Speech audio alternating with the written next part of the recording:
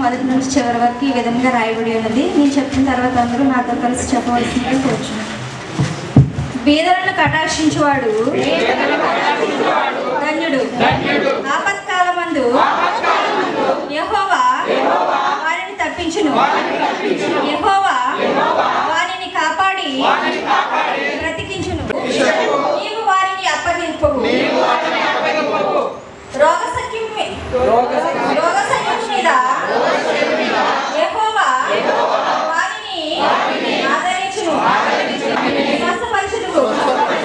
యెహోవా నీ దృష్టి ఎదుట నేను పాపము చేసి ఉన్నాను. నన్ను కరుణింపుము. నా ప్రాణమును స్వస్థపరచుము అని మనవి చేసి ఉన్నాడు. అయితే శత్రువులు విషయమై చెడ్డ మాట ఆడుచున్నారు. ఎప్పుడు చచ్చును.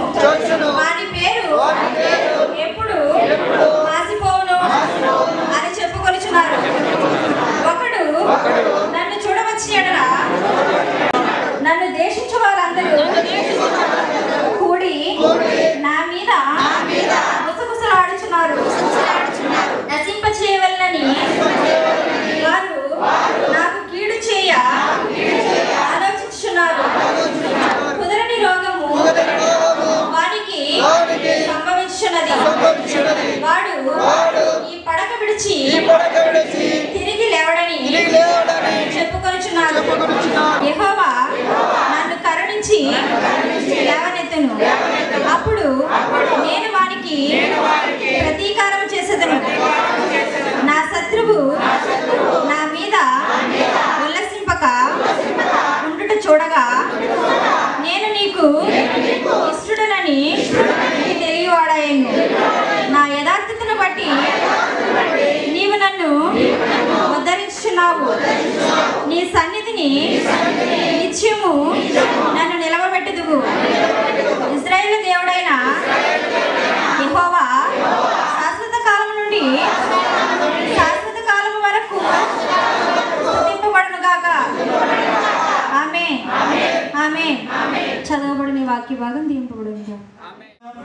సర్వశక్తి గల తండ్రి అయిన దేవుని నేను నమ్ముచున్నాను. ఆయన ఏక కుమారుడును మన ప్రభు అయిన యేసుక్రీస్తును నమ్ముతూ ఉన్నాను. ఈయన పరిశుద్ధాత్మల గర్భమున ధరింపబడి కన్య అయిన మరియకు పుట్టి గొంతుకులాతో అధికారం క్రింద శ్రమపడి సిలువేయబడి చనిపోయి సమాధి చేయబడినయు అదృశ్యలోకంలోనికి దిగినయు చనిపోయిన వారిలో నుండి మూడవ దినమున తిరిగి లేచి పరలోకములకెక్కి సర్వశక్తి గల తండ్రి అయిన దేవుని కుడి చేతి వైపున కూర్చుని ఉన్నాడని మృతులకును సజీవులకును తీర్పు చేటకు అక్కడి నుండి వచ్చనని నమ్ముతున్నాను. పరిశుద్ధాత్మను నమ్ముతూ ఉన్నాను. పరిశుద్ధ క్రైస్తవ సంఘముకు పరిశుద్ధుల సహవాసమును పాప క్షమాపణయు శరీర పునరుద్ధారమును నిత్య జీవమును ఉన్నవని నమ్ముతూ ఉన్నాను. ఆమేన్. హల్లెలూయా. హల్లెలూయా. ప్రార్థన చేసుకుందాం. పరిశుద్ధుడ ప్రేమగల యేసు ప్రభువా, జీవగల తండ్రి, గడిచిన శుక్రవారం నుండి మమ్మలను నీ బలిష్టమైన చేతుల కింద భద్రపరిచి ప్రభువా ఈ యొక్క సాయంకాల సమయంలో మరొకసారి నీ పరిశుద్ధ సన్నిధిలో చేరి మిమ్మల్ని ఆరాధించుటకు మిమ్మల్ని స్తుతించుటకు మీరు ఇచ్చిన ఈ కృప కొరకే వందనాలు ప్రభువా. గత వారం అంతట్లో మమ్మలను కాచి కాపాడి సభ రక్షించినందుకు మీకు కృతజ్ఞతాస్తుతులు చెల్లిస్తూ ప్రభువా ఈ ఆరాధనను ఆరంభము నుండి ఆఖరి వరకు నాయన నీ ఆత్మ చేత నీ కృప చేత నడిపించి నేను నీ దోషులను ప్రభువా నీ సిలువ చాటును మరుగుపరిచి మాకు కావలసినటువంటి నీ దివ్య వాక్యులను ప్రభువా మాకు అనుగ్రహింపచేయమని ఈ యొక్క కృప నాయన మా మీద కుమరించి నీ దోషులను ప్రభువా నిలబెట్టుకుని మాతో మాట్లాడమని మీరే మీ నామాన్ని మహిమపరచుకోమని సమస్త ఘనత మహిమ నీకే ఆరోపించుకుంటూ క్రీస్తు యేసు నామమును బట్టి ప్రతిమాలి ప్రార్థిస్తూ వేడుచున్నాం పరమ తండ్రి. అన్యజనుల ఎదుటను రాజుల ఎదుటను ఇశ్రాయేలు ఎదుటను నా నామం భరించుటకు ఇతడు నేను ఏర్పరచుకున్న సాధనమైనాడు. ఇతడు నా నామము కొరకు ఎన్ని శ్రమలను అనుభవింపవలెనో నేను ఇతనికి చూపుదినని అతను వచ్చి చెప్పాను. అననీయ వెళ్ళి ఆ ఇంట ప్రవేశించి అతని మీద చేతులుంచి, సౌల సహోదరుడా, నీవు వచ్చి మార్గంలో నీకు కనబడిన ప్రభు అయిన యేసు నీవు దృష్టి పొంది పరిశుద్ధాత్మతో నింపబడినట్లు నన్ను పంపి ఉన్నాడని చెప్పాను. పొరలాంటి రాలాగా దృష్టి కలిగి లేచి బాప్తిసము పొందెను. తరువాత ఆహారము పుచ్చుకొని బలపడెను. ఈ చివరి శుక్రవారం ఆయన పరిశుద్ధమైన మందిరంలో మనల్ని సమకూర్చి ఆయన మందిర దర్శన భాగ్యమును మనకు అనుగ్రహించి ఉన్నారు. అందును బట్టి దేవుడికి మహిమ చెందుతాం. భక్తి చేతులతో ఉండొద్దు, చేతులు పైకి స్తుతించండి. మౌనముగా మాత్రం ఉండొద్దు, నీ నోటితో దేవుని స్తుతించు. నీ సర్వాంగ హోమముగా నీ యొక్క హృదయాన్ని అర్పించి నీ శరీరాన్ని దేవుని స్తుతించమని ప్రేమతో మనం చేస్తాం.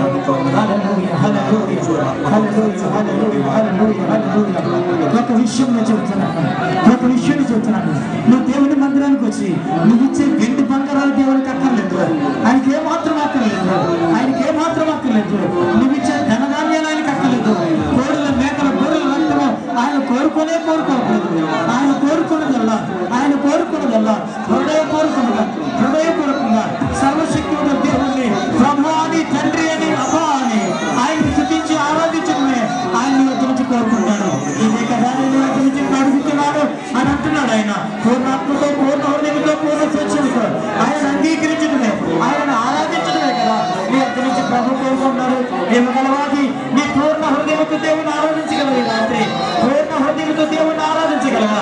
నీ జీవితంలో చేస్తున్న మేలు నీ కంటికి కనబడు, నీ చెవికి వినబడు, నీ హృదయానికి గోచరము కాదు. నీ తల్లిదండ్రులు కానీ, నీ భర్త కానీ, నీ భార్య కానీ, నీ పిల్లలు కానీ, నీ యజమానులు కానీ ఎవరు చేయలేనటువంటి గొప్ప మేలుల చేత ప్రభువుని కాపాడుచున్నాడే. కంటికి రెప్పలా కాపాడుతున్నటువంటి సర్వశక్తివంతుల దేవుణ్ణి ఈ రాత్రి ఆరాధించకుండా ఎలా ఉండగలుగుతున్నావు తల్లి? ఎలా ఉండగలుగుతున్నావు సహోదరుడా? ఆయన సన్నిధికి వచ్చావు, ఆయన ఆరాధించమని ప్రేమతో మనం చేస్తున్నాను. హల్లెలూయా, హల్లెలూయా. సమీపింపరాని తేజస్సుతో మహామహిమ కలిగినటువంటి దేవుడు మహిమ సింహాసనాన్ని విడిచిపెట్టి ఈ రాత్రి మన మధ్యకి దిగి వచ్చినాడు. అందుకు ఆయన సింహాసనం మన మధ్యలో ఉంది, ఆయన సన్నిధి మన మధ్యలో ఉంది.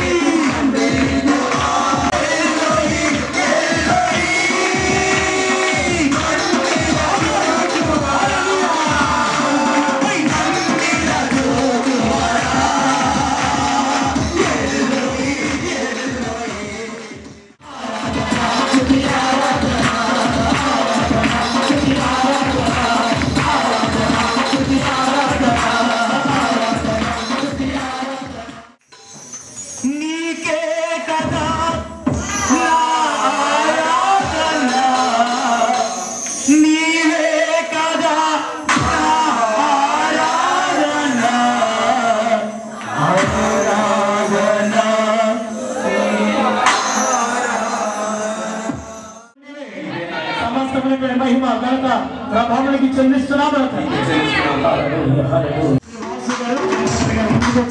దైవజనులకి పుష్పం చెల్లించి అభినందించాలని వారిని ప్రేమతో కోరుతున్నాను. దేవుని సువార్తలో బహుళ వాడబడుతూ మరి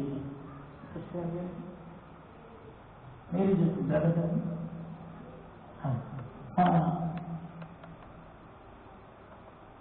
నూతన సీయోను ప్రార్థన మందిరంలో మంచి నమ్మకమైన విశ్వాసం అన్నటువంటి మన సహోదరి మేరీ జ్యోతి యొక్క భారతదేశంలో మన అనుభూతి ప్రాంతంలో బహుబలంగా వాడవచ్చు. దేవుని మహాత్మంలో ఉన్నటువంటి పరిచయం చేసినటువంటి దైవజనులను ఇక్కడికి తీసుకురావాలని ఎన్నో సంవత్సరాలుగా దైవ సన్నిధిలో కనిపెట్టి ప్రార్థన చేయక ప్రతిదానికి సమయం ఉన్నదన్నట్టుగా ఈ 2024 సంవత్సరంలో మరి ఈ దీంట్లో మాసాల మధ్య మరి ప్రత్యేకంగా ఈ బహ్రెయిన్ దేశానికి రావడానికి దైవజనులకు కృషి చూపించారు. అంత మాత్రమే కాదు, ఇది మనకు కూడా ప్రజలు మరి పోయిన సంవత్సరం ఇదే రోజుల్లో మరి దైవజనులు మోజేసాయి గారు మన మధ్య ఉండి వాక్యం చేత అనేకమైన సంఘాల్లో బహుబలంగా వాడబడ్డారు. ఈ బహ్రెయిన్ దేశానికి తెలుగు క్రైస్తవ సంఘానికి దేవుడి గొప్ప వారం. దేవుడు 40 సంవత్సరం మరి దైవజనులు శంకరయ్య గారిని మన మధ్య గెలిపించారు. గెలిచినటువంటి వారం మరి సీఎం ప్రార్థన మందిరంలో మరి స్త్రీలు మీరు అయిపోతారని నేను మాట్లాడుతున్నాను. మీరు కూర్చుంటే నేను ఇచ్చేస్తాను అవకాశం. సీఎం ప్రార్థన మందిరంలో బహుబలంగా మరి స్త్రీ కార్యక్రమంలో రావడం ఈ వారంలో కూడా అనేకమైనటువంటి ప్రాంతాల్లో మరి అనేకమైనటువంటి చోట్ల మరి వారు దేవుని వాడడం ఇది మనం మర్చిపోతారు. కనుక ఇక మనం ఎలాంటి ఆలోచన చేయకుండా మరొకసారి మీరందరూ తప్పట్లు పెడుతుండగా దైవజనుల ముందు నుంచి ఈ అమూల్యమైన సమయంలో దేవుని యొక్క వాక్యాన్ని అవలంబించాలని కోరుతున్నాను. దేవునికి మహిమ కలుగుతున్నట్టు ఈ సమయానికి ఆహ్వానించిన దైవజనులు జాజిపల్లయ్య గారికి వారి యొక్క కుటుంబానికి అలాగే సంఘంలో ఉన్న పెద్దలకు విశ్వాసులందరూ కూడా హృదయపూర్వక వందనాలండి. దేవునికి స్తోత్రం చెప్తాము. హల్లెలూయా. అందరు ఇక్కడే ఉన్నారా? హల్లెలూయా. అది ఇక్కడే ఉన్నాం కానీ మనసు ఎక్కడో ఉంటుంది. దేవునికి స్తోత్రం చెప్తాం. దేవుడు చక్కగా దైవజనులు నడిపిస్తున్నారు. మంచి దైవజనులు మీకు ఇచ్చారు. అంత ఉద్యోగంగా ఎంతకి ఆరాధన చేస్తున్నారు. పరిశుద్ధాత్మ దేవుడు కృప స్థానంలో ఉంది. దేవునికి స్తోత్రం చెప్తాము. హల్లెలూయా. హల్లెలూయా. ఎక్కడెక్కడ వాళ్ళందరి స్థలానికి సమకూర్చి ఇలాగ నడిపించడం చాలా కష్టమైన పని. మన అందరం ఉందనుకోండి, చుట్టుపక్కల అక్కడెక్కడ ఉంటారో అలా సంఘానికి వస్తుంటారు. ఇప్పుడు మీరు ఎక్కడెక్కడో పనులు చేస్తున్నారు, ఏదో ప్రాంతానికి స్థలం రావాలి మిమ్మల్ని నడిపించాలంటే చాలా కష్టమైన పని. అటువంటి పరిచర్య ఈ బెహరానా ప్రాంతంలో దైవజనులుగా చాలా మంది చేస్తున్నారు. అందుకు దేవునికి మహిమ కలుగును గాక. నేను చిన్న సాక్ష్యం చెప్పిన తర్వాత ఈ వాక్యంలోకి వెళ్తానండి. నేను చాలా భయంకరమైన విగ్రహారాధకుని. ఎందుకంటే మా కుటుంబం అంతా కూడా విగ్రహారాధన. విగ్రహారాధన అంటే మామూలుగా చేసేవాళ్ళం కాదు. ఉదయం సాయంకాలం కూడా దీపారాధన చేస్తూ పెళ్లిబట్టి కట్టుకుని దీపారాధన చేసి విగ్రహారాధన చేసుకునే వాళ్ళని. యేసు ప్రభు వారిని నమ్ముతానని ఇప్పుడు కూడా నేను కళ్ళు అనుకోలేదు. యేసు ప్రభు పేరు చెప్తే చాలు నేను తిట్టేవాడిని. మా పక్కనే ప్రార్థన జరుగుతుంటే, పూటలు జరుగుతుంటే 15 సంవత్సరాల వయసు ఉంటుందేమో రాళ్ళు విసిరేసేవాడు. రాళ్ళు విసిరే చెట్టు పక్కన బాగుండేవాడు. ప్రార్థన జరుగుతుంది వాళ్ళు రాళ్ళు కొట్టేవాడిని. అసలు యేసుప్రభు అంటే అసలు ఇష్టపడేవాడిని కాదు. యేసుప్రభు అంటే ఎవరో అని చెప్పి అసలు మాట తలంచేవాడిని కాదు. ఎందుకంటే చిన్ననాటి నుంచి విగ్రహారాధన చేసేవాడిని. నేను మాల వేసాను, సవర్మలు వెళ్ళాను, భవానీ మాల వేసాను. మా ఇంట్లో ప్రత్యేకమైన ఒక పూజ గది ఉంటుంది. మా అమ్మగారు శుక్రవారం కూడా ఎప్పుడు కూడా దీపారాధన చేస్తూ పూజ చేస్తూనే ఉంటారు. చాలా భయంకర విగ్రహాలు నుండి మా కుటుంబంలో మొట్టమొదటిగా దేవుడు నన్ను పట్టుకున్నాడు. దేవుడికి స్తోత్రం చేస్తాను. భయంకరంగా బలహీనత వచ్చినప్పుడు దేవుడు నన్ను పట్టుకున్నాడు. బలహీనత నుంచి దేవుడు విడుదల చేశాడు. దేవుడు సేవకు పిలుచుకున్నాడు. మా ఇంట్లో ఎంత విగ్రహాలు జరిగేదంటే ప్రతి శనివారం మా అమ్మగారి మీద ఎంతగా వచ్చేసాడు. ఒకసారి ఏం జరిగిందంటే మా అమ్మ ఏదో అంటుంది. మా అమ్మగారు మూడుతుంది మాట, అమ్మ ఎలా కొట్టగానే పెద్ద క్యాకేసింది పోయిందా. నేను పరిగెత్తి మాట్లాడుతున్నాను, ఫోన్కి వచ్చేసింది, మాట్లాడితే ఫోన్కి వచ్చేసింది, వచ్చింది కొత్తమీళ్ళు తాగి లేదంటే ఆర్థికపరం మింగేసి పోవడమే అని పని. అలాగే శుక్రవారం కూడా అంత దూరంగా వచ్చింది. అంత భయంకరంగా విగ్రహాంతరం చేసింది. మమ్మల్ని దేవుడు మొట్టమొదటిగా నన్ను దేవుడు పట్టుకున్నాడు. వివాహం జరిగింది, దేవుడికి స్తోత్రం చెప్తాను. వివాహం జరిగిన తర్వాత కొన్ని సంవత్సరాల తర్వాత 4-5 సంవత్సరాల తర్వాత కడుపులో భయంకరమైన పెయిన్ స్టార్ట్ అయ్యింది. 17 సంవత్సరంలో పెళ్ళి అయిపోయింది. నొప్పి వస్తుంటే అసలు పనికి వెళ్ళేవాడిని కాదు. పొద్దున్న కానీ చాలా బాధ వచ్చింది. బాధ వస్తుంటే అనుకునేవాడిని, నేను ఇంతమంది ఆరాధన చేస్తున్నాను, ఇంతమంది దేవుళ్ళు ఉన్నారు కదా, ఎవరన్నా బాగు చేస్తారని చెప్పి అందరినీ ప్రార్థించేవాడిని, అందరినీ తలంచేవాడిని, నా బాధ తగ్గించండి, బాధ తగ్గించండి అని. కానీ ఎవరు ఏది నాకు సహాయం చేయాలి, ఎవరు కనిపించలేదు. నేను చాలాసార్లు మాలేసి శబరిమల ఉన్నప్పుడు కూడా ఒకసారి అనుకున్నాను, శబరిమల పైకి కొండ ఎక్కుతుంటే ఇంచుమించు 25 సంవత్సరాలు అయిపోతున్నాను. పైకి ఎక్కుతుంటే ఆ మెట్లు ఎక్కుతున్నప్పుడు లేక కొండలు ఎక్కుతున్నప్పుడు ఇటుపక్క కుష్ఠరోగంతో నెట్టేవారు, కాళ్ళు చేతులు నీరెట్టేవారు, భయంకరమైన వ్యక్తులు కనపడుతుంటే వాళ్ళు చూసి ఏడ్చేసేవాళ్ళు. ఏంటి ప్రభు ఏంటి అంటే ఆలోచన అన్నమాట, ఏంటి ఇలాగుండా నిజమైన దేవుడైతే, లేకపోతే ఇంత శబరిమల వస్తున్నాడు ఈ అయ్యప్ప స్వామి నిజమైన దేవుడైతే వాళ్ళు స్వస్థపరచాలి కదా, అసలు స్వస్థపరిచే వాళ్ళు ఎవరు, నిజమైన దేవుడు ఎవరైనా ఆలోచన. నేను ఇరుముడు కట్టుకుని కొండెక్కుతున్నప్పుడు వచ్చినాను, ఇరుముడు కట్టుకుని కొండెక్కుతున్నప్పుడు ఆలోచన వచ్చింది. కానీ దాన్ని పక్కన పెట్టాను. తర్వాత నాకు బలహీన కలిగినప్పుడు నేను అందరికీ తలెత్తాను, కానీ ఎవరు నాకు సహాయం చేయలేదు, నన్ను ఎవరు స్వస్థపరచలేదు. మా అన్నయ్య, మా పెద్దమ్మ గారి అబ్బాయి మా అన్నయ్య అన్నట్టు, అతను క్యాన్సర్, ఇంకా చచ్చిపోయే పరిస్థితుల్లో ఉన్నప్పుడు కాకినాడ గవర్నమెంట్ హాస్పిటల్లో పడేశారు. పడేస్తే అతనికి సువార్త చెప్పినప్పుడు ఆ సువార్తలన్నీ స్పృశించి ప్రార్థన చేస్తున్నప్పుడు దేవుడు స్వస్థపరిచాడు. ఆ క్యాన్సర్ నుంచి విడుదల చేశాడు. అలాగే నాగారం ఎరువుగడ్డలో జాబ్ ఇచ్చాడు దేవుడు. హల్లెలూయా. అది చెప్తుండేవాడు, చెప్తున్నవాడు అసలు వినేవాడు కాదు. నాకు బాధను బట్టి ఒకసారి మా అన్నతో చెప్పాను. చెప్తే నిజంగా నువ్వు ప్రభువు నమ్మితే దేవుడు నీ జీవితంలో అద్భుతమైన కార్యం చేస్తాడని చెప్పినప్పుడు నేను అంతమందిని తలచి ఎవరు నాకు సహాయం చేయలేదు. నిజంగా నీ దేవుడు గొప్పవాడైతే, నన్ను స్వస్థపరిస్తే, నాకు ఈ రాజు నుంచి విడుదల చేస్తే, బాధ నుంచి విడుదల చేస్తే ప్రభువుని ఖచ్చితంగా నేను నమ్ముతానని చెప్పి వాగ్దానం చేశాను. మొట్టమొదటిగా కాకినాడలో హౌస్ పేరు చర్చ్ ఉంది, విజయ్ కుమార్ అయ్య గారు ఇప్పుడు బ్రతుకున్నారని. హల్లెలూయా. ఆ చర్చికి వెళ్ళాను, మోకరించాను. నాకు ప్రార్థన తెలియదు, విగ్రహాలకు సంబంధించి తప్ప నాకు ప్రార్థన ఎలా చేయాలో తెలియదు. ఎలా చేయాలని అన్నప్పుడు ఒకటే చెప్పాడు, నీ పాపను నొప్పుకో, నన్ను స్వస్థపరచు, నేను నీ సాక్షి ఉంటానని చెప్పు, దేవుడితో ప్రార్థించి అలా అనుకో అన్నాడంటే. ప్రభు నేను పాపను ప్రభు ఏసైనా అనుకుంటాను చెప్పి నోట్లో వచ్చిన మాటలను బట్టి అలా అనుకున్నప్పుడు తెలియకుండా నా శరీరం అంతా బలకించిపోయి ఎక్కెక్కిపోయి ఏడ్చేస్తున్నాను. అసలు ఎందుకు ఏడుస్తున్నా తెలియట్లా, ఆ ఏడుపు ఆగట్లేదు. అంతగా ఏడుస్తున్నప్పుడు దేవుడు ఒక శక్తి ఏదో రాకింది. దేవుడికి స్తోత్రం చెప్పాలి. ఆ శక్తి తాకగానే నా కడుపులో వేడిగా అయిపోయింది. అప్పుడు వరకు వస్తున్న నొప్పి ఏమైపోయినా నాకు తెలియదు. అంతకుముందు పరీక్ష చేసుకుంటే పేరు వరుసపోయింది, ఆపరేషన్ చేయాలన్నారు. హల్లెలూయా. మళ్ళా హాస్పిటల్కి వెళ్ళవలసిన లేకుండా ఇప్పుడు పట్టిన నొప్పి లేకుండా దేవుడు నన్ను బాగు చేశాడు. హల్లెలూయా. దేవుడికి స్తోత్రం చెప్తాను.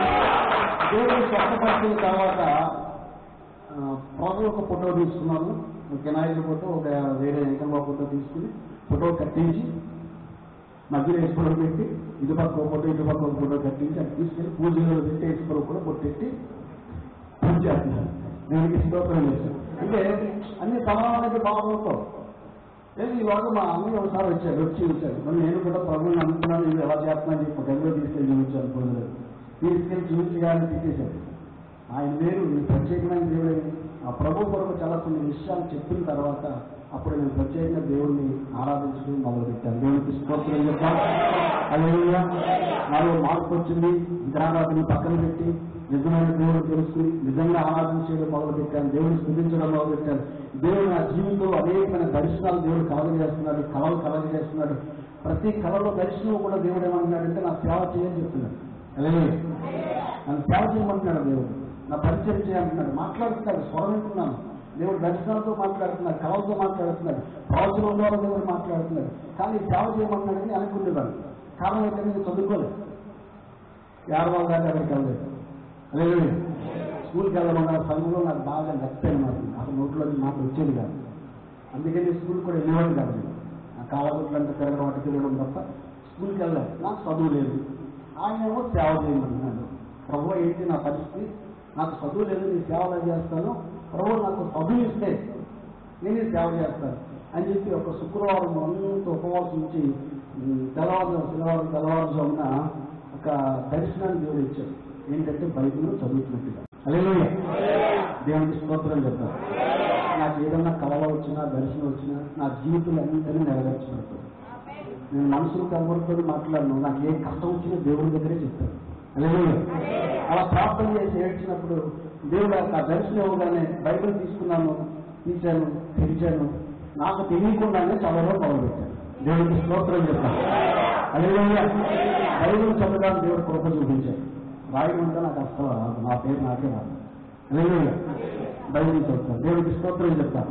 చదివించాడు. చదివించిన తర్వాత ఇంకా సేవకి వెనక్కి వెళ్తాను. ఎందుకంటే నాకు చిన్నప్పటి నుంచి పిరికి అనమాట, చాలా భయం, మనసుతో మాట్లాడలేను నేను. మా అమ్మగారితో మా నాన్నగారితో మొక్కలను చూసి మాట్లాడలేదు, ఎవరితో మాట్లాడాలి, అంత పిరికి, అంత భయం ఉండేది. మా ఇంట్లో మా ఇంటి వెనకాల బయటకు వస్తే ఎదురుకుండా చూస్తే శ్మశానంగా కనబడుకుంటుంది, అసలు బయటకే వచ్చేవాళ్ళండి, అంత భయం అనమాట. కనుక ప్రభుని స్వాప్ చేయాలంటే ఎలాగా నేను ఏం చేయగలుగుతా అని చెప్పి ఇంక వెనక్కి అనుకుంటే దేవుడు అనేకమైన సమస్యలను కలగజేశాడు. దేవుడికి స్తోత్రం చెప్తాను. అలాగే భయంకరమైన శోధనలు అవి నిజమైన, ఎలాగంటే చాలాసార్లు 3 సార్లు చనిపోవడానికి ప్రయత్నం చేశాను. కుటుంబ పరిస్థితులు బాగుండేది కాదు, పని చేద్దామంటే పని ఉండేది కాదు, ఎక్కడికి వెళ్ళినా అన్నీ కూడా సమస్యలు ఎదురైపోయి ఏంటి ప్రభు అంటే నా పని చేయమన్నప్పుడు, ప్రభు ఏంటి నా పరిస్థితి ఏంటి, నాకు ఏమి తెలియదు కదా ప్రభు అంటే నా సేవ చేయమన్నాడు. దేవుడికి స్తోత్రం చెప్తాను. ఈ మాట తప్ప మరొకటి దేవుడు చెప్పేవాడు కాదు. అలా చెప్తుంటే కాకినాడలో ఉంటూ మా అత్తగారు గారు కాకినాడ జగన్నాథపురము, అక్కడ కొన్ని దగ్గరికి వెళ్ళిన తర్వాత మహాలక్ష్మి నగరం ఉంది.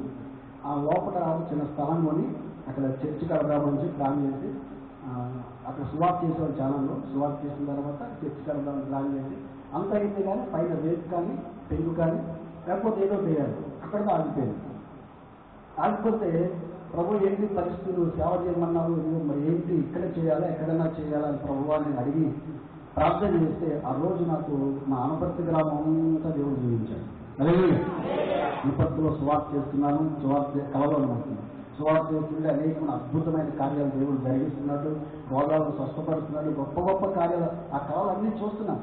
అన్నీ చూసిన తర్వాత ప్రభు అయితే నువ్వు నా సొంత ఊరికి నన్ను వెళ్ళమన్నా అని చెప్పి రావడానికి కుదరదు, డబ్బులు లేకపోతే మా అత్తగారు పెట్టిన ఇతర సామాన్లు అమ్మేసి ఆటో పెట్టుకుంది. ఇంకా అదే రోజు అదే బయలుదేరి అంతరం చేస్తుంది. దేవుడికి స్తోత్రం చెప్తాం. హల్లెలూయా, హల్లెలూయా. వచ్చి 2 సంవత్సరాలు సువార్త చేసిన తర్వాత దేవుడి యొక్క సేవలోకి వచ్చాను. నా ద్వారా మా కుటుంబం అంతా కూడా రక్షించబడింది. హల్లెలూయా. మా కుటుంబం ఎలా రక్షించబడింది అంటే మా బావగారు అంటే మా సిస్టర్ నాయన గారు ఏం చేశారంటే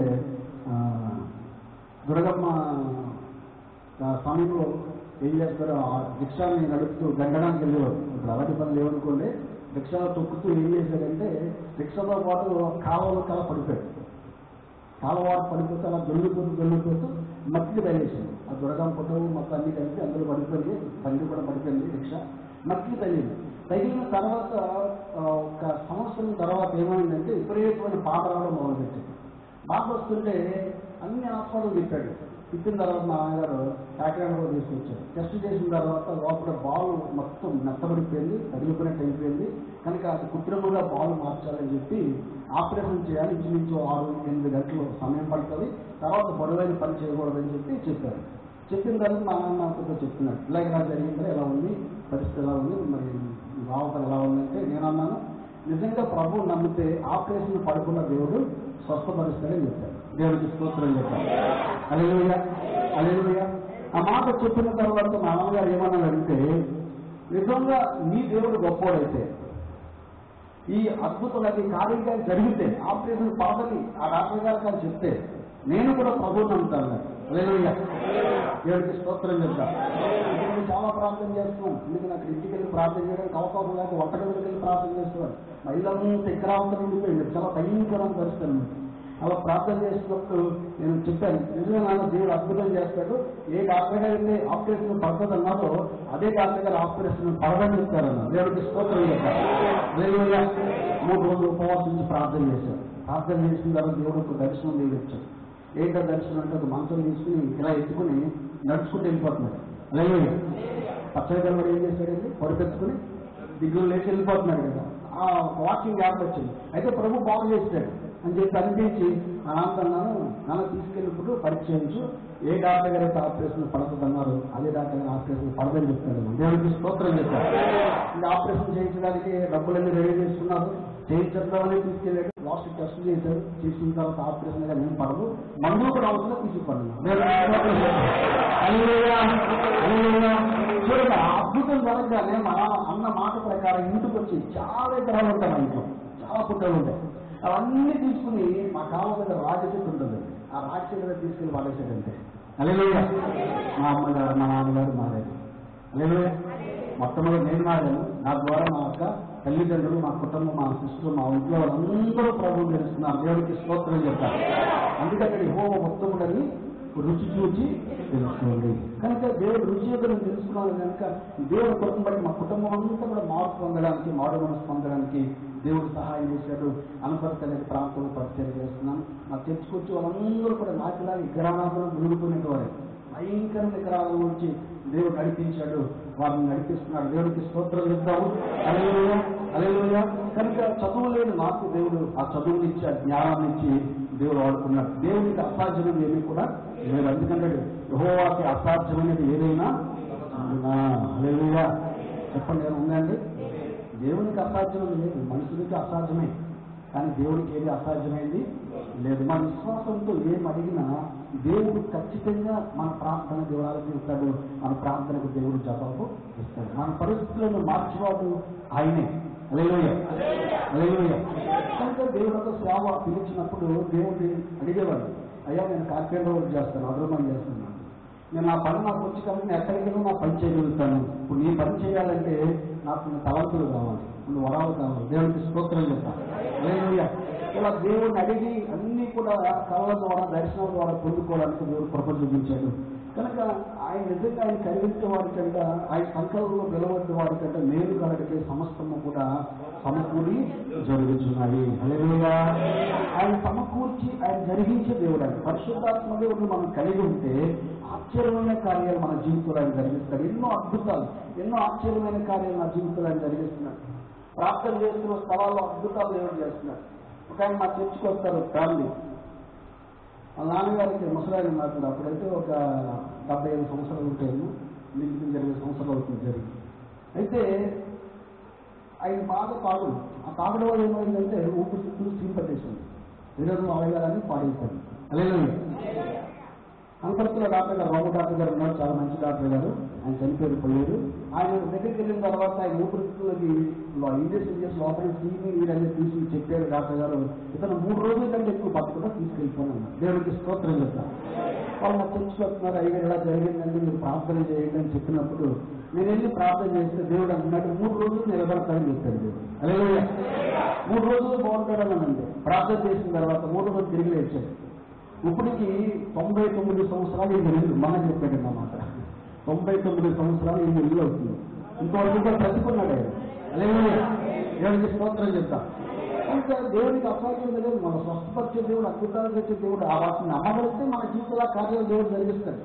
వాటిని నమ్మకం ఎదురుకు ఏ కార్యం జరగదు. హల్లెలూయా.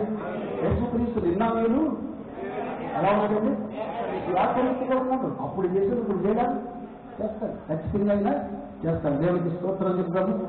ఎన్నో అద్భుతమైన కార్యాలు చూడండి, చేపకొండ నుంచి విడిపించాడు, రకరకాల కట్ల నుంచి దేవుడు విడిపించాడు, అద్భుతమైన కార్యాలు దేవుడు జరిగించాడు. అలాగే మా పరిచయం అంతటి దేవుడు ఆ విధంగానే బలపరుస్తూ వస్తున్నాడు. హల్లెలూయా. ఒక వాక్య భాగం చదువుకుని మన వాక్యంలోకి వెళ్దాము. యోహాను సువార్త 14వ అధ్యాయం.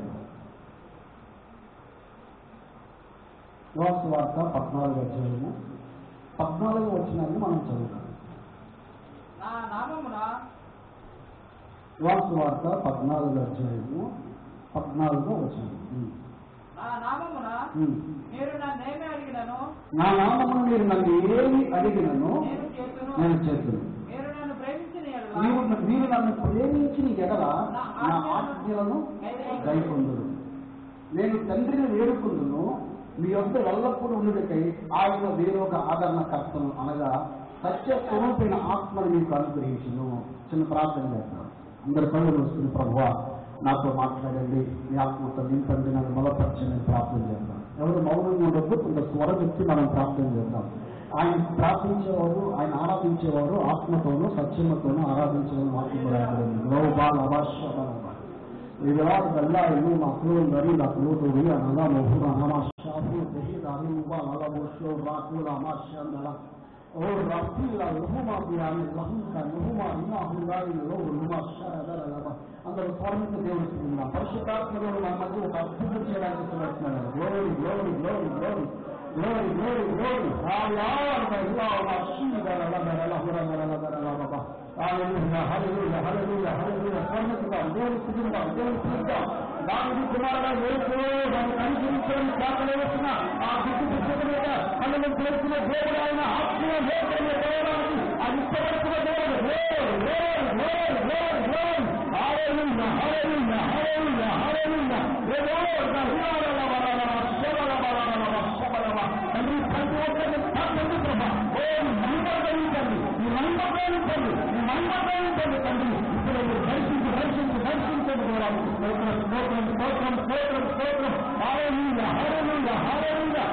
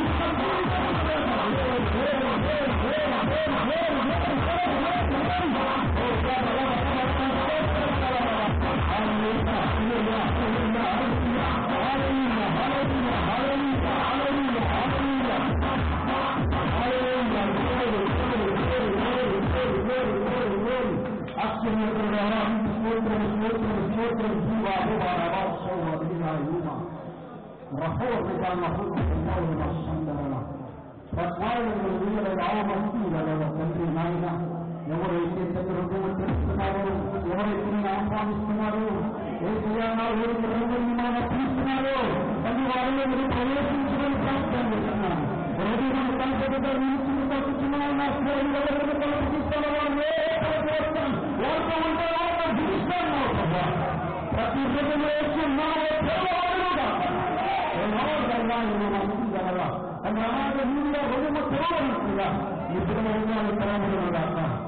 ఆహ్వానిస్తుండగా దిశకి కార్యాలను ప్రవేశించాలి.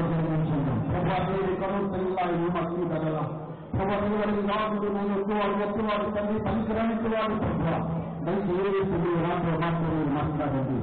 మాకు కావలసిన మోక్షాన్ని మాకు అందించండి. మా విశ్వాస జీవితాన్ని మీరు బలపరచండి. స్తోత్రం తండ్రి నాయన తండ్రి నాయన సేవకుంటండి. అయ్యా ప్రభావ నాయన చేసిన పరిచయం దీవించి ఆశీర్వదించండి. ఇంకా మంచి అభివృద్ధి దయచేయండి.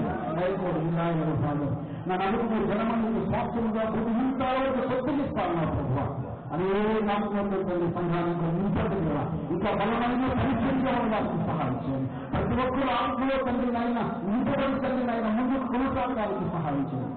ఈ దైవ సేవకులను బలపరచండి. తండ్రి గురైన దైవజులు వారి కుటుంబాన్ని దీవించి ఆశీర్వదించండి. ఇక్కడ ప్రతి ఒక్కరిని దీవించండి. మాకు కావలసిన ఆ వాక్య భాగాన్ని కూడా మాకు అనుగ్రహించి మమ్మల్ని బలపరిచినాను. తండ్రి వాక్యానికి మా వ్యతిరేకంగా పనిచేస్తున్న ప్రతి సైతాన దురాత్మకార శబ్దాలు బంధిస్తున్నాము. మీ కృపాన్ని గురించి సహాయించండి. యేసుక్రీస్తు నామములో ప్రార్థన చేస్తున్నాను తండ్రి. దేవునికి స్తోత్రం చెప్తాను. హల్లెలూయా హల్లెలూయా. ఒకసారి మార్చంలో చూడండి వార్త. నా నామమును మీరు నన్ను ఏమి అడిగినను నేను చేతును.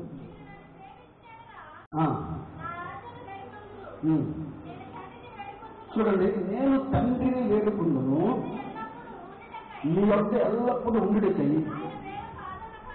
ఆయన వేరొక ఆదరణకర్తను అనగా సత్యస్వరూపుడు ఆత్మను మీకు అనుగ్రహించడం చాలా దేవునికి స్తోత్రాలు చెప్తారు. హల్లెలూయా. చూడండి, ఎల్లప్పుడూ ఉండుటకై సత్యస్వరూపైన ఆత్మను మీకు అనుగ్రహించును. లోకము ఆయనను చూడదు, ఆయన ఎరుగుదు గనక ఆయనను పొందలేరదు. మీరు ఆయనను ఎరుగుదురు, ఆయన మీతో కూడా నివసించును, మీలో ఉండును. దేవునికి స్తోత్రం చెప్తారు. హల్లెలూయా. చూడండి, యేసుక్రీస్తు ప్రభువారు తన శిష్యులతో మాట చెప్తున్నారు. ఏంటంటే ఆదరణకర్తల యొక్కకు నేను పంపుతాను. ఎవరికి చెప్పండి? ఆదరణకర్త. మళ్ళీ ఆదరించడానికి దేవుడు పరిశుద్ధాత్మ దేవుని ఆదరణకర్తకి లోకానికైనా పంపించాడు. కనుక లోకం ఆయన చూడదు, ఆయన జరగదు. చూడండి, ఎవరు ఎదుగుతారంట? మీరు ఆయన ఎదుగుతురు, ఆయన మీతో కూడా నివసించును, మీలో ఉండును. మనతో నివసించడానికి, మనతో ఉండడానికి ఆదరణకర్తగా పరిశుద్ధాత్మ దేవుడు మనలోకి రావడానికి ఆయన ఇష్టపడుతున్నారు. దేవుడికి స్తోత్రం చెప్తారు. హల్లెలూయా హల్లెలూయా. ఎవరు రావడానికి ఇష్టపడుతున్నారు? పరిశుద్ధాత్మ దేవుడు మన లోపలికి రావడానికి ఇష్టపడుతున్నారు. దేవుడికి స్తోత్రం చెప్తారు. కనుక ఈ ఎవరు అంటే ఆదరణకర్త.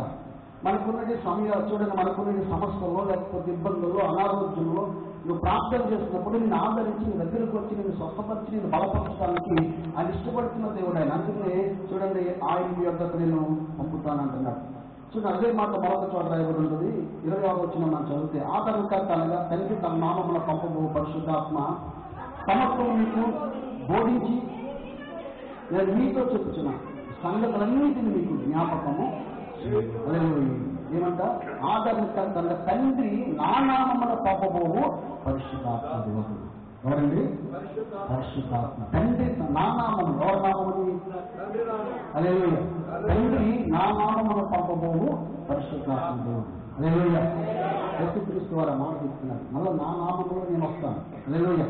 తండ్రి నా నామమున పంపబోవు పరిశుద్ధాత్మ అంటున్నాడు. కానీ యేసు ప్రభువారు ఆయన వెళ్ళిపోవడం వల్ల ప్రయోజనం వెళ్ళకపోతే ఆదరణకర్త మీ దగ్గరికి రాదు అన్నారు. దేవుడికి స్తోత్రం చెప్తారు. హల్లెలూయా. చూడండి 16 అధ్యాయంలో 7వ వచనం చదివితే, అయితే నేను మీకు సత్యము చెప్పుచున్నాను, నేను వెళ్ళిపోవడం వల్ల మీకు ప్రయోజనము, నేను వెళ్ళని ఆదరణకర్త మీ యొక్కకు రాదు. హల్లెలూయా. నేను వెళ్ళిపోవాలి, నన్ను సిలువేయాలి, నేను మరణించాలి, తిరిగి రావాలి, మీ కొరకు నేను మళ్ళా పరిశుద్ధాత్మగా నేను రావాలి. అందుకే మీరు వెళ్ళిపోవడం మీకు ప్రయోజనకరము. హల్లెలూయా. హల్లెలూయా. యేసుక్రీస్తు ప్రభువారు చూడండి అందరి హృదయాలకు రావడానికి ఆయన ఇష్టపడుతూ ఆత్మస్వరూపిగా మన మధ్యలో సంచారం చేస్తున్నారు. హల్లెలూయా. సొలొమోను మందిరం కట్టినప్పుడు మాట చెప్పాడు. ఆయన ఏం మాట చెప్తున్నారు అంటే, అయ్యా ఈ స్థలానికి వచ్చి ప్రార్థన చేసినప్పుడు నువ్వు ఆకాశమందు ఆలకించి వారి యొక్క ప్రార్థనలకు జవాబు ఇమ్మన్నారు. దేవుడికి స్తోత్రం లేదు. హల్లెలూయా. ఆకాశం అంటే మందిరం కట్టినప్పుడు మందిరంలో దేవుడు ఉండడం అంటే చూడండి, ఆయనకి మందిరం మనం ఎలా కట్టగలుగుతాము? భూమి ఆయన యొక్క పాదపీఠము, ఆకాశం ఆయన యొక్క సింహాసనం. హల్లెలూయా. కనుక ఆయనకి మందిరం ఎలా మనం కట్టగలుగుతాము? అందుకనే సొలొమోను మందిరం ప్రతిష్ఠ చేస్తూ మందిరంలో ప్రార్థన చేస్తూ చాలా చాలా ఈ మాటను ఉపయోగించాడు. ఒకసారి ఆ మాట జ్ఞాపకం చేసుకున్న రాజుల గ్రంథము 1వ రాజుల గ్రంథం 8వ అధ్యాయంలో చూడండి, ఇంచుమించు 7 సార్లు ఆ మాట రాయబడి ఉంటుంది. 8వ అధ్యాయము 30వ వచనం చదవండి. మరియు నీ రాష్ట్రుల వీరను నీ జనులైన ఇశ్రాయేలును ఈ స్థలముకు తిరిగి ప్రార్థన చేయనప్పుడల్లా నీ నివాస స్థలమైన ఆకాశముందు విని మా విన్నపములు అంగీకరించము, వినినప్పుడల్లా మమ్మల్ని క్షమించు. ఎక్కడుండి ఆలోచించుకుంటున్నాడు? ఆకాశము ఆయన సింహాసనం. నువ్వు ఆకాశం నుండి ఆలోచించుకుంటున్నాడు. మరి మందిరం ఎక్కడికి ఎక్కాడు? ఆయన భూమి మీదకి ఎక్కాడు. హల్లెలూయా. యెరూషలేము దేవాలయము చాలా చూడండి ఖర్చుతో కూడిన మందిరము, అనేక సంవత్సరాల మందిరాన్ని కట్టారు. దేవునికి స్తోత్రం చెప్తాను. అంత మందిరాన్ని కట్టినట్టు ఆ సొలొమోను ఏం చెప్తున్నాడంటే, నువ్వు ఆకాశం ఆలకించి మా ప్రార్థనకు జవాబు అన్నాడు. దేవునికి స్తోత్రం చెప్తాను. అంటే ఎక్కడున్నాడో తండ్రిన దేవుడు అంటే ఆకాశం ఉన్నాడు. అదే మాట చాలా సార్లు చెప్పాడు. 34వ వచనం కూడా ఒకసారి చదవండి. ఆకాశం అంటే విని మీ జనులు చేసిన పాపములను క్షమించి వారి పితరులకు నిలిచిన దేశంలోనికి వారి తిరిగి ఆలోచించు. హల్లెలూయా. ఎక్కడుండి ఆలోచించుకుంటున్నాడు? ఆకాశం నుండి ఆలోచించుకుంటున్నాడు. దేవుడికి స్తోత్రం చెప్తాము. 30వ వచనం కూడా ఏమంటాడు? నువ్వు ఆకాశం నుండి విని చాలు. దేవుడికి స్తోత్రం చెప్తాము. ఏమంటాడు? ఆకాశం నుండి విని. చూడండి మరొక మాట మన చదువు 39వ వచనం కూడా ఏమంటాడంటే,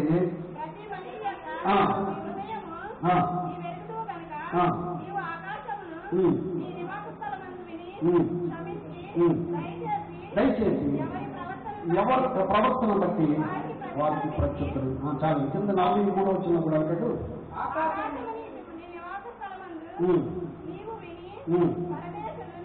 చాలు. 45వ వచనంలో ఉంటాడంటే ఆకాశం నుండి వారి యొక్క ప్రార్థనలు విన్నపములు. ఎందుకు ఈ మాట చూస్తున్నానంటే, ఇంత గొప్ప మందిరం కట్టిన తర్వాత ఏమని ప్రార్థన చేస్తున్నారు? మందిరంలోకి వెళ్ళి ఆకాశం నుండి వినంటాడు. దేవుడికి స్తోత్రం చెప్తారు. అంటే ఇప్పుడు ఎక్కడ ఉన్నాడు? ఆయన ప్రార్థన చేస్తున్నప్పుడు అంటే ఆకాశంలో ఉన్నాడు. మరి ఇప్పుడు ఎక్కడ ఉన్నాడు అంటే, ఇద్దరు ముగ్గురు ఎక్కడైతే ఆయన నామం ఏకీకరించి ప్రార్థన చేస్తున్నారో వారి మధ్యలో ఉన్నాడు. దేవుడికి స్తోత్రం చెప్తారు. చూడండి, దేవుడు ఎంత తగ్గించుకున్నాడంటే ఆకాశంలో ఉండి అక్కడే ఆలోచించే దేవుడు కుమారుడి లోకానికి వచ్చాడు. కుమారుడికి వచ్చి మనకు చేయవలసిన త్యాగం చేసి ప్రాణం పెట్టి తిరిగి లేచి ఇప్పుడు పరిశుద్ధాత్మ దేవుడికి ఎక్కడ ఆరాధన చేస్తున్నాం ఆ స్థలంలో ఉంటున్నాడు. ఆ స్థలంలో ఉండడమే కాదు, మా హృదయాలను కానీ వస్తున్నాడు. దేవుడికి స్తోత్రం చేస్తారు. హల్లెలూయా. హల్లెలూయా. ఇప్పుడు ఆకాశంలో లేదు, లేకపోతే మన మధ్యలో కాదు, ఇప్పుడు మనలో ఉండడానికైనా ఇష్టపడుతున్నాడు. అందుకని ఎవరైతే హృదయం కలిగి తిరిగి కలిగిన మనసు కలిగి ఆయనకు ప్రార్థన చేస్తున్నారో వారు లోపలికి రావడానికైనా ఇష్టపడుతున్న దేవుడు. చూడండి, మనం చదువుతున్న యోహాను సువార్త 14వ అధ్యాయంలో 23వ వచనంలో ఏమంటాడంటే, 14వ అధ్యాయంలో 23వ వచనంలో, యేసు ఒకరు నన్ను ప్రేమించిన యెడల వారు నా మాట గైకొనును, అప్పుడు నా తండ్రి వారిని ప్రేమించు, మేము వారి వద్దకు వచ్చి హల్లెలూయా, మేము వారి వద్దకు వచ్చి వారి వద్ద నివాసము చేతుము. హల్లెలూయా. ఇప్పుడు ప్రభు ఎక్కడ నివాసం చేయడానికి చూస్తున్నాడు? ఎక్కడ నివాసం చేయడానికి వస్తున్నాడు? మా హృదయంలో నివాసం చేయడానికి ఆయన చూస్తున్నాడు. అందుకే ఆదరణకర్తను మీ దగ్గరకు నేను పంపుతాను. ఆయన వస్తాడు. నేను వెళ్ళిపోవడం మీకు ప్రయోజనకరం. నేను వెళ్ళకపోతే ఆదరణకర్త మీ దగ్గరికి రాడు అన్నాడు. దేవుడికి స్తోత్రం చెప్తాను. ఎవరి ఆదరణకర్త? తండ్రి నా నామములో పంపబోవు పరిశుద్ధాత్మ. ఎవరండి? తండ్రి నా నామములో పంపబోవు పరిశుద్ధాత్మ దేవుడు. హల్లెలూయా, హల్లెలూయా. మనకి ముగ్గురు దేవుడు లేరు, ఒకే దేవుడు. హల్లెలూయా. తండ్రి ఆయనే, కుమారుడు ఆయనే, పరిశుద్ధాత్మ ఆయనే. తండ్రి కాలంలో ఆయన చేయవలసిన పని చేశాడు. కుమారుడి కాలంలో ఆయన చేయవలసిన పని చేశాడు. పరిశుద్ధాత్మ కాలంలో ఇప్పుడు చేయవలసిన పని ఆయన చేస్తున్నాడు. హల్లెలూయా, హల్లెలూయా. అందుకనే ఆయన మీ ఒక్కకు నేను పంపుతాను అని ఆయన అంత స్పష్టంగా ఆయన మాట్లాడుతున్నారు. దేవునికి స్తోత్రం చెప్తాము. హల్లెలూయా. కనుక చూడండి 15వ అధ్యాయంలో, అదే యోహాను సువార్త 15వ అధ్యాయము 26వ వచనాన్ని మనం చదువుతాం. అనగా తండ్రి యొద్ద నుండి బయలుదేరు సత్య స్వరూపైన ఆత్మ వచ్చినప్పుడు ఆయన నన్ను గురించి సాక్ష్యమిచ్చుదురు. మీరు మొదటి నుండి నాతో ఉన్నవారు గనక మీరు సాక్ష్యమిస్తారు. ఆ మాట శిశుతో చెప్తున్నారు. ఆయన పరిశుద్ధాత్మ కూడా వస్తాడు, ఆయన నన్ను గురించి సాక్ష్యం ఇస్తాడు. మీరు మొదటి నుంచి నా దగ్గర ఉన్నారు కనుక మీరు కూడా సాక్ష్యము ఇస్తారు. దేవుడికి స్తోత్రం చెప్తాము. హల్లెలూయా, హల్లెలూయా. కనుక తండ్రి నా నామమున పంపబోవు పరిశుద్ధాత్మ దేవుడు. ఇప్పుడు పరిశుద్ధాత్మ దేవుడు ఎక్కడుంటాడు చెప్పండి? ఎక్కడుంటాడు? ఎక్కడుంటాడు? మన హృదయంలో ఉంటున్నాడు. నేను ఆ బాప్తిసం పొందిన తర్వాత 6 నెలలు ప్రార్థన చేశారు. అంతకుముందు పరిశుద్ధాత్మ తాకిడి వచ్చేది. మడాల మీద నిలబడేవాడు. మడాల మీద 6 గాల్లోకి వెళ్ళిపోయేవాడు. కానీ ఒకరికి వాసన వచ్చేసారు. హల్లెలూయా. దేవుడు తాకేవాడు, కానీ పూర్తిగా ఆయన ఆహ్వానించేవాడు కాదు. నేను అలా ప్రార్థన చేస్తూ ఒకరోజు ఏం చేశామంటే మా సహోదరులు కలిసి ప్రార్థన చేస్తున్నాం. సాయంకాలం 10 గంటల బయట 10 గంటల నుంచి తెల్లవారు దాకా ప్రార్థన చేసేవాళ్ళు. ఇప్పుడు ప్రార్థన మొదలెట్టిన అంత టైం పట్టేసింది. హల్లెలూయా. ఒకరితో ప్రార్థన చేయడానికి సమయం తెలిసింది. ఆ సమయంలో నాకు ఒక ప్రార్థన చేస్తున్నాను, ప్రభుని ఆత్మతో నింపు, నాలో ఇంకేమైనా లోటు ఉందని ఒకసారి తెలియచే ప్రభు అని మాట్లాడుతుంటే నాకు ఒక డోర్ కనబడుతుంది, తాళం వేసి కనబడుతుంది, తాళకప్పు వేసి కనబడుతుంది. ఒక గుమ్మ ఉంది, డోర్ వేసి ఉంది, గడపెట్టి ఉంది, దానికి తాళకప్పు వేసి ఉంది. అది కనిపిస్తుంది నాకు దర్శనంలో. నాకు అర్థం అవట్లే, ప్రభు ఇదేమో నాకు తెలియట్లేదు. యేసు నామములో ఇలా తాళము ఓపెన్ అయిపోయి డోర్ ఓపెన్ అవ్వాలి ప్రభు అని ప్రార్థన చేస్తున్నాను. దేవునికి స్తోత్రం చెప్పాలి. అలా దర్శనంలోనే ఆ తాళం పగిలిపోయి డోర్ ఓపెన్ ఉంది. నా 4 ఇంటి అట్టి ఉంటే అన్ని భాషలతో మాట్లాడము. దేవునికి స్తోత్రం చెప్తాను. హల్లెలూయా. దేవునికి వరాలను అడిగినప్పుడు అండి ఆసక్తితో దేవుని అడగాలి, ఇష్టపడి అడగాలి. ఆయన అంతగా మన దేవుడు, మనం అడిగితేనే దేవుడు ఇస్తాడు. అందుకే చూడండి లూకాసు వార్త 11:13 చాలా స్పష్టంగా చెప్తాడు. తను అడుగువారికి పరిశుద్ధాత్మను ఎంతో నిశ్చయముగా అనుగ్రహిస్తాడట. హల్లెలూయా. నిజంగా అడగాలండి. జనాలు మనం అమ్మితే లోక సంబంధించిన వాటిని అడుగుతున్నాం కానీ ఆత్మీయంగా బలపడే విషయాలు అడగట్లేదు. హల్లెలూయా. మనం పరిశుద్ధాత్మను కలిగి ఉండాలి. అందుకే తండ్రి నా నామములో పంపబో పరిశుద్ధాత్మ దేవుడు. ఆయన వచ్చినప్పుడు మిమ్మల్ని ఎక్కడికి నడిపిస్తాడు అంటే సర్వ సత్యంలోనికి ఆయన నడిపిస్తాడు. చూడండి 16వ అధ్యాయంలో 11వ వచనం. యోహాను సువార్త 16వ అధ్యాయము. అయితే ఆయన అనగా సత్య స్వరూపైన ఆత్మ వచ్చినప్పుడు మిమ్మల్ని సర్వ సత్యములోనికి నడిపించును. దేవునికి స్తోత్రం చెప్తాను. అయితే ఆయన అనగా చూడండి, ఆయన అనగా సత్య స్వరూపైన ఆత్మ వచ్చినప్పుడు మిమ్మల్ని సర్వ సత్యములోనికి నడిపించును. పరిశుద్ధాత్మ దేవుడు మనం ఎక్కడ నడిపించడానికి ఇష్టపడుతున్నాడంటే సర్వ సత్యంలోనికి నడిపించడానికి ఇష్టపడుతున్నారు. దేవునికి స్తోత్రం చెప్తారు. పరిశుద్ధాత్మ దేవుడు మనతో మాట్లాడతాడు. ఆయన మన యొక్క నడవడిక, మన యొక్క ఆలోచన అన్నీ ఆయనకు తెలుసు. మనం చేస్తున్న ప్రతి తప్పును కూడా వెంటనే సరిదిద్దుతాడు, అన్నీ మనతో మాట్లాడతాడు. అందుకే ఆయన సర్వ సత్యంలోనికి మనల్ని నడిపిస్తున్నాడు. చూడండి, అంతేకాదు ఆయన తనంతలో తాను ఏమీ బోధింపక వేటిని వినో వాటిని బోధించి సంభవింపబో సంగతులను మీకు తెలియచేయను. ఏం జరుగుతుందో దేవుడు తెలియజేస్తాడు. పరిశుద్ధాత్మలో మనలో ఉంటే జరగబోయే విషయాలను దేవుడు తెలియజేస్తాడు. కనుక అందుకనే దేవుడు ఏమంటాడంటే ఆదరణకర్తను మీ వద్దకు నేను పంపుతున్నాను. హల్లెలూయా. ఎవరిని పంపుతున్నాడంట? ఆదరణకర్తను మీ మీ దగ్గరకు నేను పంపుతున్నాను. ఎందుకు ఆదరణకర్త అంటే మన కొరకు ఆయన ప్రార్థించడానికి, విజ్ఞాపనం చేయడానికి, మన సమస్యల్లో మనల్ని ఓదార్చడానికి, మనం ఆదరించడానికి ఆయన ఇష్టపడుతున్న దేవుడు ఆయన. హల్లెలూయా. దేవుడికి స్తోత్రం చెప్తాం. మనం ఎవరు ఆదరించకపోయినా, మనకు ఎవరు సహాయం చేయకపోయినా పరిశుద్ధాత్ముడు ఖచ్చితంగా మనకు సహాయం చేస్తాడు ఆయన. రోమపత్రిక 8వ అధ్యాయంలో 9వ వచనం మనం చదివితే అక్కడ చాలా స్పష్టంగా రాయబడి ఉంటుంది. దేవుని ఆత్మ చేత, దేవుని ఆత్మ మీలో నివసించిన కదా మీరు ఆత్మ స్వభావం గలవారే కానీ శరీర స్వభావం గలవారు కాదు. తర్వాత ఎవడైనా క్రీస్తు ఆత్మ లేని వాడైతే వాడైన వాడు కాదు. హల్లెలూయా. అర్థం క్రీస్తు ఆత్మ లేకపోతే ఆయన వాడు కాదు అంటే దేవుని ఆత్మ ఉన్నప్పుడు మనం సర్వసత్యం నడిపిస్తాడు, దేవుని ఆత్మ లేనప్పుడు లోకంలోనే నడుస్తుంటారు. హల్లెలూయా. లోకంలో నడుస్తారు, పాపంలో నడుస్తారు, ఇష్టానుసారంగా జీవిస్తారు, దేవునికి వ్యతిరేకమైన పనులనే చేస్తుంటారు. ఎప్పుడైతే దేవుని ఆత్మ మనలోకి వచ్చాడో ఆయన మనలో ఉండి మనల్ని సత్యంలోకి నడిపిస్తాడు, ఆయన దగ్గరికి మనం నడిపిస్తుంటాడు. ఆయన ఒక ఉన్నతమైన అనుభవంలో దేవుడు మనల్ని నడిపిస్తాడు. తర్వాత ఏమంటాడంటే క్రీస్తు మీలో ఉన్నాయి కదా, పాప విషయమే మృతమైనది కానీ నీతి విషయమైన జీవము కలిగి ఉన్నది. హల్లెలూయా. క్రీస్తు మీలో ఉన్నాయి కదా మీ శరీరం పాప విషయమై మృతమైనదిగా. హల్లెలూయా. అంటే పాప విషయంలో ఏమేమి చెప్పండి, పాప విషయంలో చనిపోయింది. హల్లెలూయా. క్రీస్తు మనలో అంటే ఏం జరిగింది చెప్పండి, పాప విషయంలో మనం సచిన వాడమంటాడు. హల్లెలూయా. అంటే పాపం దగ్గరికి వెళ్ళకుండా ప్రభు మనల్ని కాపాడుతుంటాడు. దేవునికి స్తోత్రం చెప్తా. అంటే తర్వాత ఏమంటాడంటే చూడండి, మృతులలో నుండి యేసును లేపిన వాని ఆత్మ మీలో నివసించిన ఎడల, మృతులలో నుండి క్రీస్తు యేసును లేపిన వాడు సావుకు లోనైన మీ శరీరమును కూడా మీలో నివసిస్తున్న తన ఆత్మ జీవింపచేయును. ఎందుకు పరిశుద్ధాత్మ మనం కలిగి ఉండాలంటే మనం మరణించిన తర్వాత లేవాలంటే మనకు దేవుడు ఆత్మ సహాయం కావాలి. హల్లెలూయా. హల్లెలూయా. మరణించిన తర్వాత ఏం చేయాలి, మనము లేవాలి అంటే దేవుడు ఆత్మ మనకు కావాలి. దేవుడికి స్తోత్రం చెప్తారు. యేసుక్రీస్తుని ఆత్మ ఎలాగైతే తిరిగి లేచిందో అలాగే క్రీస్తు ఆత్మ మనం కలిగి ఉంటే ఆ ఆత్మ ఏం చేస్తాడంటే మన లోపల నుండి మనం జీవింపజేస్తాడు. దేవుడికి స్తోత్రం చెప్తాము. హల్లెలూయా. అంతేగా తర్వాత అంటాడు, కాబట్టి సహోదరులారా శరీరానుసారంగా ప్రవర్తించడానికి మన శరీరముకు రుణస్థులము కాము, మీరు శరీరానుసారంగా ప్రవర్తించిన కావలసిన వారు ఎదురు కానీ ఆత్మ చేత శరీర క్రియలను సంపూర్ణంగా మీరు జీవిస్తారు. పరిశుద్ధాత్మ మన లోపలికి వస్తే మన ఉన్న శరీర క్రియలని ఏం చేస్తాడు, దేవుడు అంట చంపివేస్తాడు. దేవుడికి స్తోత్రం చెప్తాడు.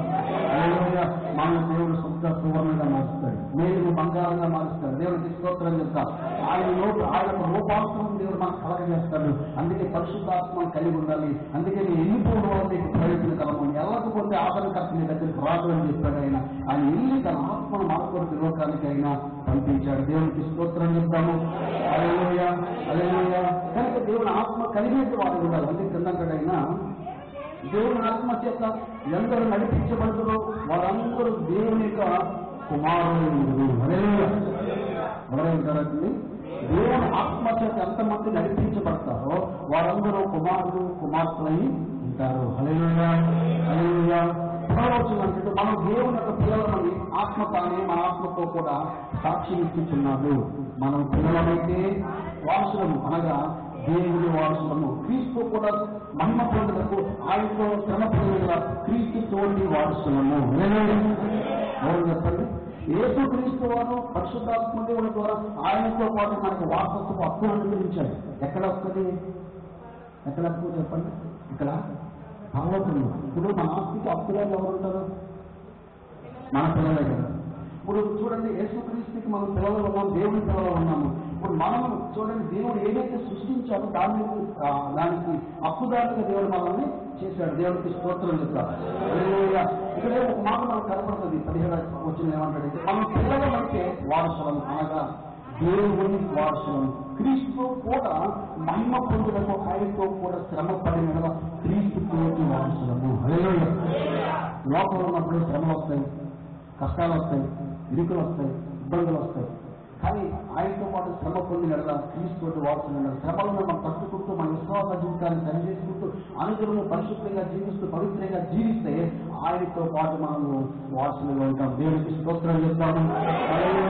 అందుకే అందరూ కూడా చూడండి, ఒక భక్తుడు అంటే ఈ లోకంలోకి వచ్చిన నేను తేలని తీసుకుని నేను కూడా పోలేదు, మనం ఏం తేలని నేను పట్టుకుని వెళ్ళిపోవడం లేదు. అందుకే మనకి దేవుడు ఇచ్చినట్టు ఈ ఆయుష్కాలాన్ని బట్టి ప్రభు మార్గంలో చక్కగా మనం నడవగలిగితే మనం మరణించిన తర్వాత ఎక్కడ ఉంటామంటే నిత్యత్వంలో మనం ఉంటాం. దేవుడికి స్తోత్రం చెప్తాం. హల్లెలూయా. ఎంత సంపాదన చేయాలి చెప్పండి, ఎట్టుకెళ్తామా, ఏం చేయాలి, అన్ని ప్రవేశించాం, భూమి మంచు విధినాడు అదినాడు అంటాం. హల్లెలూయా. అందుకే ప్రభు ఏమంటాడంటే మీరు ఇట్నే అడగండి, ఏమడగమన్నాడు, ఆయన ఆత్మను అడగండి. దేవుడికి స్తోత్రం చెప్తాను. ఎందుకంటే ఇవన్నీ కావాలని పరలోకంలో తండ్రికి తెలుసు. మీరు అనేకమైన పిచ్చుకల కంటే మీరు శ్రేష్ఠులు కాదంటున్నారు. దేవుడికి స్తోత్రం చెప్తాను. కానీ చాలా సార్లు మనం అడగవలసింది అడగము, అక్కర్లేని అడుగుతున్నాం. ఏమడగమంటున్నట్టు చూడండి, తన తండ్రిని అడిగే వాళ్ళకి పరిశుద్ధాత్మని ఎంతో ఖచ్చితంగా దేవుడు అనుగ్రహిస్తారు. ఇక్కడ ఆత్మచేత నింపబడాలి. మన ఆత్మచేత ఎప్పుడైతే నింపబడతాం మన శరీరం మనం చంపగలుగుతాం. హల్లెలూయా. హల్లెలూయా. చూడండి, లోకంలో ఉన్నప్పుడు నేత్రాత్మ శరీరాత్మ జీవపు ధర్మమే చూసిందల్లా కావాలనుకుంటాం. హల్లెలూయా.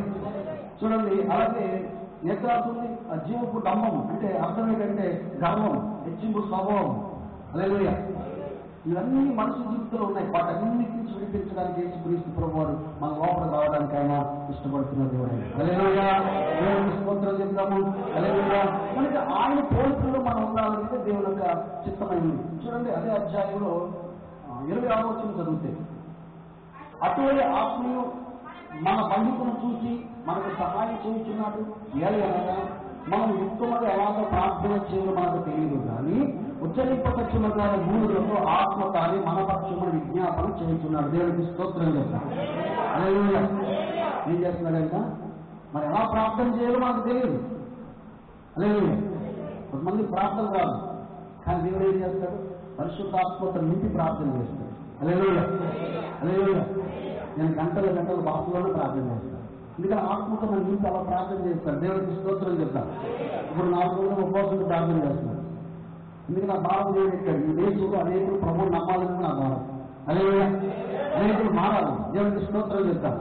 ఎందుకంటే ఆయన రాత్రి కుర్చీ మనం చూస్తున్నాం. రాజ్యం మీద రాజ్యం వస్తుంది, కరువులు వస్తున్నాయి, భూకంపాలు వస్తున్నాయి. చూడండి, పక్కన యుద్ధాలు జరుగుతున్నాయి, అనేక ప్రజలు చనిపోతున్నారు. అంటే ప్రభు రాజ్యం అంటే ప్రభు రాకడ దగ్గరకు వస్తుంది. మనం చేయవలసిన పని ఏంటంటే మన కోసం కాదు, కానీ ప్రజలందరూ రక్షించబడాలని మనం ప్రార్థన చేయాలి. దేవునికి స్తోత్రం చెప్తాం. హల్లెలూయా. ఎప్పుడు చూస్తున్నారు, నేను బాగోవాలి, నా పిల్లలు బాగోవాలి, నా కుటుంబం బాగోవాలి అనుకుంటున్నాను, కానీ నాకలా ఇంకొక రక్షించబడాలనే ఆలోచన ఉందా? చాలా మంది జీవితంలో లేదు. దేవునికి స్తోత్రం చెప్తాం. హల్లెలూయా. అందుకే ప్రభు నశించే వారిని ఎందుకు రక్షించడానికి యేసుక్రీస్తు వారి లోకానికి వచ్చాడు. నశించే వారి కొరకు మనం ఏం చేయాలి, ప్రార్థన చేయాలి. అందుకే అటువంటి ఆత్మీయులు మనకు భవిష్యత్తు చూసి మనకు సహాయం చేస్తున్నాడు. ఏదైనా మనం ఎలా ఎక్కువగా ప్రార్థన చేయాలో మనకు తెలియదు, కానీ ఉచ్చరింపు సత్యము కానీ 3 ఆత్మ కానీ మన పక్షం విజ్ఞాపన చేస్తున్నాడు. పరిశుద్ధాత్మలో మన లోపలికి వచ్చి మనకు తెలియకుండానే విజ్ఞాపన చేస్తాడు. దేవుడికి స్తోత్రం చెప్తాడు. మనకు తెలియకుండానే మనం వచ్చి కన్నీటి ప్రార్థన దేవుడు జరిగిస్తాడు. మనకు తెలియకుండా కొన్ని గంటల సూర్య దేవుళ్ళు మనం కలగలుగుతాం. ఎలా ప్రార్థన చేస్తాడంటే చూడండి, ఎవరన్నా ఏదైనా సమస్యలు ఉంటే ఖచ్చితంగా వారి కొరకు పరిశుద్ధాత్మగా జ్ఞాపకం చేసి వారి నిమిత్తం ప్రార్థన చేస్తాడు. దేవుడికి స్తోత్రం చెప్తాం. హల్లెలూయా. చూడండి, ఎవరి కోసం ప్రార్థన చేస్తాడని కింద రాయబడి ఉంది. మరియు హృదయములను పరిశోధించేవాడు ఆత్మ యొక్క మనసు ఎరుగును. ఎలాగనగా ఆయన దేవుని చిత్త ప్రకారము పరిశుద్ధుల కొరకు విజ్ఞాపన చేస్తున్నాడు. ఎవరి కొరకు చేస్తున్నాడంటే ఆయన మనంత పరిశుద్ధంగా జీవిస్తాము. ఆ పరిశుద్ధంగా జీవించిన వారి కొరకు పరిశుద్ధాత్మలో మనలో ఉండి విజ్ఞాపన చేస్తాం. హల్లెలూయా. హల్లెలూయా. మనం ప్రార్థన చేయడం కదండి, మనం పొందిన పరిశుద్ధాత్మలో మన కోసం ప్రార్థన చేస్తున్నాడు. హల్లెలూయా. హల్లెలూయా. మా దేవుడు మన కోసం మొరపెడుతున్నాడా? భూమి మీద ఉన్నప్పుడు కూడా మన కోసం ప్రార్థన చేశాడు. శరీరాలు ఉన్నప్పుడు మన కోసం ప్రార్థన చేశాడు. మనం నశించుకోవడం ఆయనకి ఇష్టం లేదు.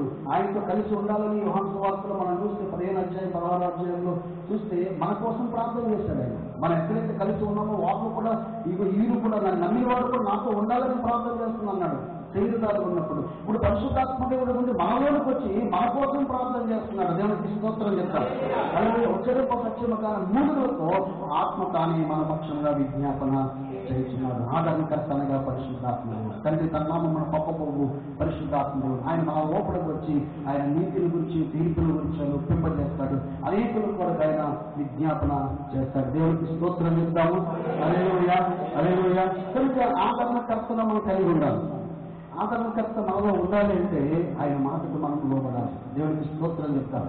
వాక్యానికి లోబడాలి. దైవజనులు చాలా సార్లు అనేక విషయాలను మాట్లాడుతూ మీరు ఖచ్చితంగా నీతిగా ఉండండి, నిజాయితీగా ఉండండి, పాపము చేయకండి, పరిశుద్ధంగా ఉండండి, ప్రార్థించండి, ఎన్నో చాలా చెప్తుంటారు. కానీ ఆ వాక్యం ఉంటుంటారు, కానీ వాటిని ఏం చేస్తుంటారంటే విడిచిపెట్టేస్తుంటారు. దేవుడికి స్తోత్రం చెప్తారు.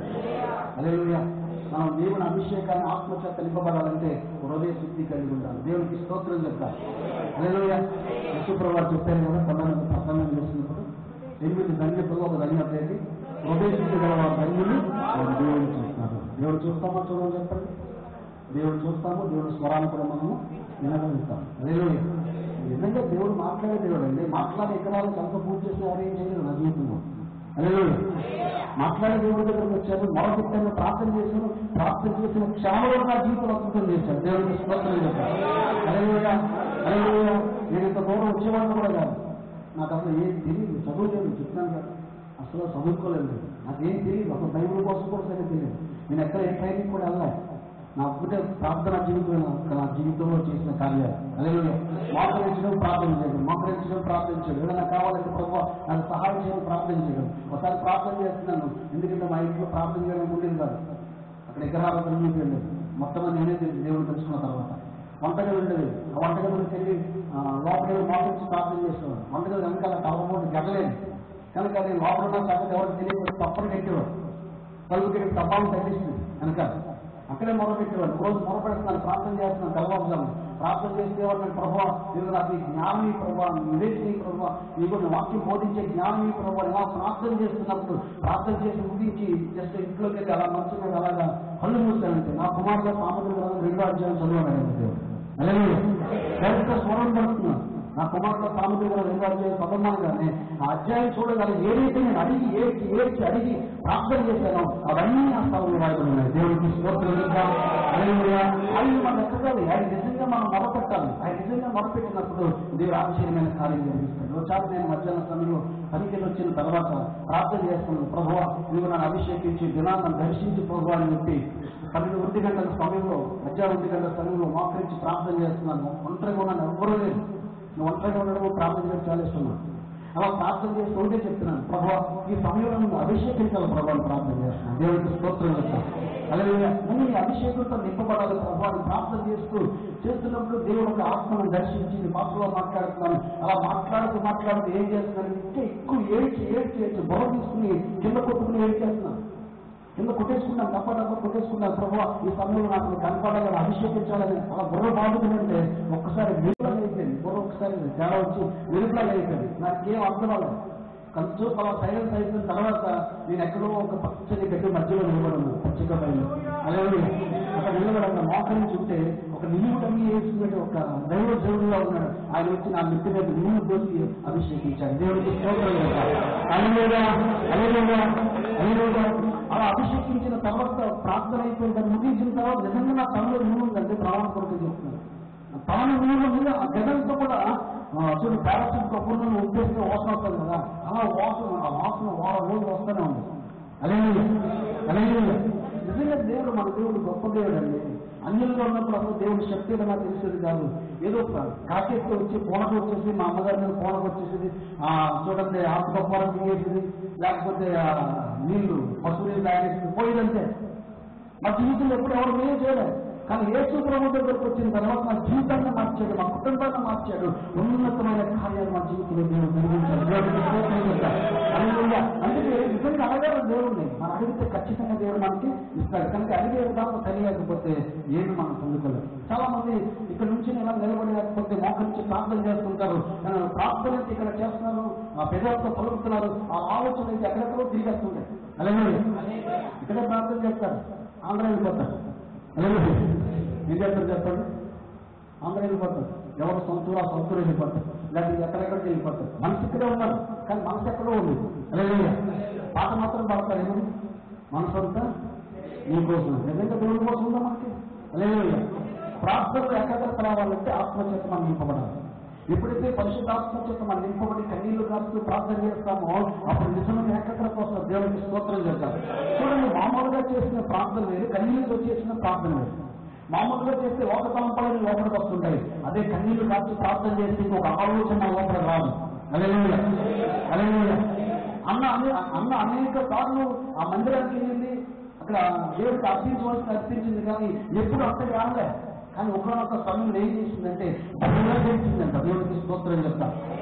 ఆమె ఏడుస్తున్నప్పుడు దేవుడు ఆశ్చర్యమైన కార్యం జరిగించాడు. కనుక ఆయన ఆరాధించేవారు ఆత్మతో సత్యంతో ఆరాధించారు. ఒక భారం మన లోపల ఉండాలి.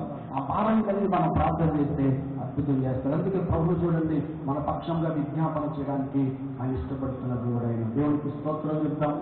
హల్లెలూయా, హల్లెలూయా. అందుకే ఆదరణకర్తను మనం కలిగి ఉండాలి. ఆదరణకర్త అంటే తండ్రి తన నామమును పంపబోవు పరిశుద్ధాత్మ దేవుడు. మరొక పేరంటే ఉత్తరవాది. హల్లెలూయా, హల్లెలూయా. చూడండి, పేతురు తిమోతి పత్రిక మొదటి పత్రిక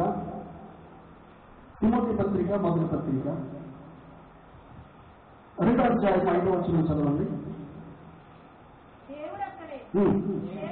చూడండి, దేవుడు ఒక్కడే, దేవుడికి నరులకు మధ్యవర్తి ఒక్కడే, ఆయన క్రీస్తు యేసును నరుడు. హల్లెలూయా. ఎవరి మధ్యవర్తి అంటే యేసు క్రీస్తు అని నరుడు. హల్లెలూయా. ఎవరికి మధ్యవర్తి?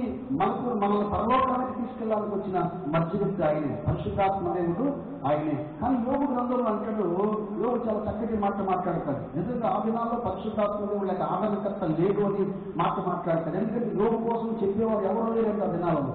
నిజంగా ఒక దూత కానీ లేక ఆదరణకర్త కానీ ఉంటే నాకు ఎంత మేలు అంటాడు. 33వ అధ్యాయం 23వ వచనం మనం చదువుతూ యోగు గ్రంథంలో 33:23. చూడండి, నరులకు యుక్తమైనది ఏదో దాన్ని వానికి తెలియచేటకు వేలాది దూతల్లో గరుడ ఒకడు వానికి మధ్యవర్తిగా ఉంది కదా. దేవుడు వాడు రెండు కరుణ చూపి పాతాళంలో నుండి దిగకుండా వాడిని విడిపించు. దేవుడికి స్తోత్రం చెప్తారు. హల్లెలూయా. యోగు దినాల్లో మధ్యవర్తి లేదు, కానీ మన దినాల్లో మధ్యవర్తి ఉన్నాడు. మన కోసం ప్రార్థించే పరిశుద్ధాత్మ దేవుడు ఉన్నాడు. మనం ఆదరించే ఆదరణకర్త ఉన్నాడు. దేవుడికి స్తోత్రం చెప్తాం. మనం ప్రార్థన చేయగానే మనకు సహాయం చేయడానికి ఆయన మన మధ్యలో ఉన్నాడు. ఆయన కనుక ఆ పరిశుద్ధాత్మ దేవుడు మనం కలిగి ఉండాలని వాక్యంలో రాయబడింది. హల్లెలూయా, హల్లెలూయా. అందుకని ఆయన అంటాడు, నేను ఎందుకు పోతేనే నీకు ప్రయోజనం, నేను వెళ్ళకపోతే ఆదరణకర్త మీ దగ్గరికి రాదు. ఆయన వెళ్ళాడు. వెళ్ళి పెంచుకోస్తూ పండుగ రోజున పరిశుద్ధాత్మ దేవుడిగా చూడండి వారందరి మీదకి ఆయన వచ్చాడు. దేవుడికి స్తోత్రం చెప్తాం. 2వ అధ్యాయం అపోస్తల కార్యాలు 2వ అధ్యాయం మనం చూస్తే అపోస్తల కార్యాలు 2వ అధ్యాయంలో మొదటి చదవండి. చూడండి, పెంచుకోస్తూ పండుగ దినం వచ్చినప్పుడు అందరూ ఒక చోట కూడి అప్పుడు వేగముగా వీచు బలమైన గాలి వంటి ఒక ధ్వని ఆకాశం నుండి అకస్మాత్తుగా వారు కూర్చుని ఉన్నారు.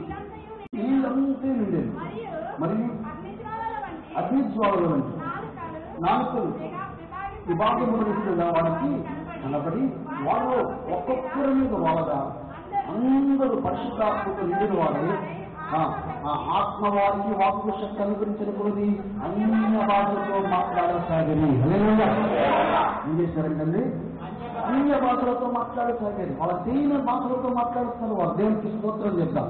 హల్లెలూయా. పరిశుద్ధాత్మ దేవుడు వారికి వాక్కు శక్తి అనుగ్రహించే కొద్ది అన్య భాషలతో మాట్లాడుతున్నారు. దేవుడు వాగ్దానం ఇచ్చాడు, మీరు కనిపెట్టండి, మీరు కనిపెట్టి మీరు ప్రార్థన చేయండి, ఇదిగో నేను మీ ముందుకి పరిశుద్ధాత్మను పంపుతానని వాగ్దానం చేశాడు. దేవుడికి స్తోత్రం చెప్తాం. హల్లెలూయా. కనుక వారు కనిపెట్టి ప్రార్థన చేశారు. పెంటెకోస్తు పండుగ రోజున 10 రోజులు వారు ఉపవాసించి ప్రార్థన చేసుకునే ఉన్నారు. వారందరూ ఎప్పుడైతే ఏక మనసు కలిగి ప్రార్థన చేస్తున్నారో అప్పుడు అకస్మాత్తుగా ఆకాశంలో నుంచి దేవుని అభిషేకం వారి మీదకి దిగి వచ్చింది. దేవుడికి స్తోత్రం చెప్తారు. హల్లెలూయా. మనం అడగాలి, కనిపెట్టాలి, మనం ప్రార్థన చేయాలి, నిరీక్షణ కలిగి ఉండాలి. అప్పుడు దేవుడు అంటే మన జీవితంలో గొప్ప కార్యాలు దేవుడు ఖచ్చితంగా చేస్తాడు. దేవుడికి స్తోత్రం చెప్తాము. ఆదరణకర్తనగా ఎవరు చెప్పండి? తండ్రి తన నామమును పంపబోవు పరిశుద్ధాత్మ దేవుడు. హల్లెలూయా, హల్లెలూయా, హల్లెలూయా. పరిశుద్ధాత్మ దేవుడు మనం కలిగి ఉంటే మన జీవితంలో ఆశ్చర్యమైన కార్యాలు దేవుడు ఖచ్చితంగా జరిగిస్తాడు. చూడండి, మరొక మాట నేను చూపించి ముగిస్తాను. అపోస్తలుల కార్యాలు 19వ అధ్యాయంలో మొదటి నుంచి 6 వచనాలు మనం చదువుతాం. అపోలో కొరింథీయులలో ఉన్నప్పుడు జరిగినది ఏమనగా పౌలు పై ప్రదేశమును సంచరించి ఎఫెసునకు వచ్చి కొందరు శిష్యులను చూచి మీరు విశ్వసించినప్పుడు పరిశుద్ధాత్మను పొందితిరా అని వారిని అడుగుగా వారు పరిశుద్ధాత్మలు ఉన్నాడన్న సంగతియే నేను వినలేదని చెప్పారు. దేవునికి స్తోత్రం. అపోస్తలుడైన పౌలు గారు కొన్ని సంఘాలు దర్శించినప్పుడు మీరు విశ్వసించినప్పుడు పరిశుద్ధాత్మను పొందారని అడిగితే అసలు పరిశుద్ధాత్మలు ఉన్నాడన్న సంగతి మేము వినలేదు అంటున్నారు. దేవునికి స్తోత్రం చెప్తారు. అంటే పరిశుద్ధాత్మ కొరకు వారికి బోధించే వాళ్ళ దినాలు ఎవరు లేదంట. హల్లెలూయా. వినలేదని చెప్పారు. తర్వాత ఎవరైనా చూడండి, అలాగైతే మీరు దేనిని బట్టి బాప్తిసం పొందుతారని అడుగగా వారు యోహాను బట్టి చెప్పి అందుకు పౌలు యోహాను తన వెనుక వచ్చి వాళ్ళు అనగా యేసునందు విశ్వాసించవలని ప్రజలతో చెప్పుచు మారు మనసు విషయమై బాప్తిసం ఇచ్చానని చెప్పాను.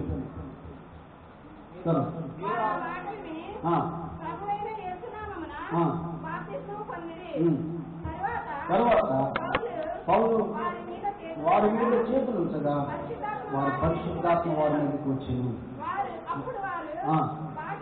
భాషలతో మాట్లాడుటకును ప్రవచించుటకును మొదలు పెట్టిరి. చాలా దేవుడికి స్తోత్రం చెప్తారు.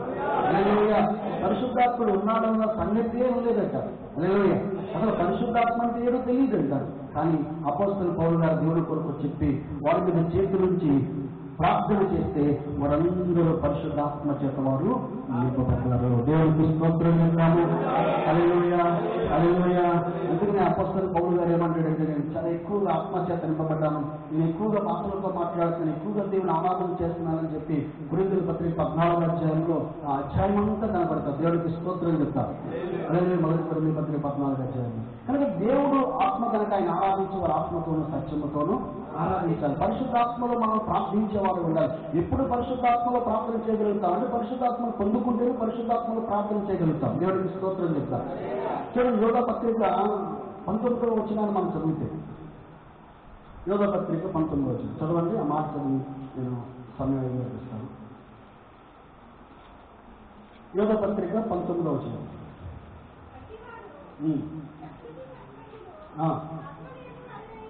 ఆత్మ లేని వారేమి భేదములను కలగ చేస్తున్నారు. మీరు విశ్వసించు అతి పరిశుద్ధమైన దాని మీద మిమ్మల్ని మీరు కట్టుకొనిచ్చు. చూడండి, పరిశుద్ధాత్మలో ప్రార్థన చేయొచ్చు. నిత్య జీవాత్మైన మన ప్రభువు యేసుక్రీస్తుని కనికరము కొరకు కనిపెట్టండి. దేవుడికి స్తోత్రం చెప్తాము. ఎలా ప్రార్థన చేయాలంటే పరిశుద్ధాత్మలో మీరు ప్రార్థన చేయాలి. అతి పరిశుద్ధమైన పరిశుద్ధాత్మను కలిగి పరిశుద్ధాత్మతో ఏం చేయాలంటే మనము ప్రార్థన చేయాలి. హల్లెలూయా. పౌలు సెలవు ప్రార్థన చేస్తే అద్భుతాలు దేవుడు జరిగించారు. హల్లెలూయా. అనేక భక్తులు ప్రార్థన చేస్తే ఆశ్చర్య కార్యాలు జరిగించారు. కనుక అంచు దినాల్లో ఉన్నాం. అంచు దినాల్లో ఏం కుమ్మరిస్తున్నాడైనా మనుషులు మీరు అందరికైనా ఆత్మను కుమ్మరిస్తున్నాడు. దేవుడికి స్తోత్రం చెప్తారు. అంచు దినాలు, చివరి దినాల్లో ఉన్నాం, కడవరి దినాల్లో ఉన్నాం. పరిశుద్ధాత్మ కొరకు ప్రార్థించే దినాల్లో పరిశుద్ధాత్మ మనం కలిగింటే ఇంకా ఉజ్జీవంగా ఉండగలుగుతాం. దేవుడికి స్తోత్రం చెప్తాం. ఇంకా దేవుడిలో మనం ఉండగలుగుతాం. దేవుడి కొరకు మనము జీవించగలుగుతాం. దేవుడికి స్తోత్రం చెప్తాము. అందుకే యేసుక్రీస్తు అంత ఖచ్చితంగా యోహాను సువార్త 14వ అధ్యాయంలో ఎందుకు మాట్లాడుతున్నాడంటే, నేను వెళ్ళిపోతేనే మీ దగ్గరకు ఆదరణకర్త వస్తాడు. ఆదరణకర్త అనగా తండ్రి నా నామమున పంపబోవు పరిశుద్ధాత్మ. హల్లెలూయా. ఆయన వచ్చినప్పుడు మిమ్మల్ని సర్వసత్యంలో నడిపిస్తాడు. నీతిని గురించి, తీర్పు గురించి నడిపిస్తాడు. అంతేకాదు మీ కొరకు ఆయన విజ్ఞాపన ప్రార్థన చేస్తాడు. దేవుడికి స్తోత్రం చెప్తాం. అంతేకాదు ఆయన స్థానానికి మనల్ని తీసుకెళ్ళడానికి ఆయన ఇష్టపడుతున్నాడు. దేవుడికి స్తోత్రం చెప్తాం. అందుకనే ఆత్మ కలిగినట్టు వారిగా మనము ఉండాలి. నా జీవితంలో భయంకర అన్యాచారానికి దేవుడు విడుదల చెప్పి దేవుడు ఎలా నన్ను ఆయన కుమారుడు కనుక ఆయన యొక్క సేవకుడిగా మార్చుకుని దేవుడు ఎలా కృప చూపుతున్నాడంటే దేవుడు ఉచితమైన కృప. దేవుడికి స్తోత్రం చెప్తాం. దేవుడు ఆత్మ చేత నింపి అనేక తలంతులు దేవుడు అనుగ్రహించి ఆయన నన్ను వాడుకున్నాడు. దేవుడు కృప. కనుక అడగాలి మనం. అడగకుండా అమ్మైనా పెద్దది అలాగే అది సాగు తప్ప అమ్మ అడగకుండా అమ్మ పెడుతుంది. లేదా దేవుడికి స్తోత్రం చెప్తాను. కానీ దేవుడు ఏమంటున్నాడంటే, మీరు అడగక ముందే అక్కరగా ఉండేదో నాకు తెలుసు అంటున్నాడు. కానీ పరిశుద్ధాత్మ కొరకు ఏం చెప్తున్నాడు, మీరు అడగండి అంటున్నాడు. లేదా ఈ లోక సంబంధించిన విషయాలు అయితే మనకి ఏం కావాలో అన్యాయం ఇస్తాడు. ఆయన అడగవసరం లేదు. కానీ పరిశుద్ధాత్మ ఏం చేయాలి, మనం తాగాలి, ఇష్టపడాలంట. చాలా మంది ఇష్టపడరు. దేవుడికి స్తోత్రం చెప్తా. పరిశుద్ధాత్మ ఇష్టపడితే ఆయన అడిగితే ఖచ్చితంగా తన ఆత్మతో నింపడానికి ఆయన ఇష్టపడుతున్న దేవుడు. దేవుడికి స్తోత్రం చెప్తాము. హల్లెలూయా. ఈ మాటను ఇంకట్లో దీవించిన దాక ఈ సంబంధించిన దైవ సేవకులకి నేను ఎప్పుడో పడుతున్నాను. హల్లెలూయా, హల్లెలూయా, హల్లెలూయా.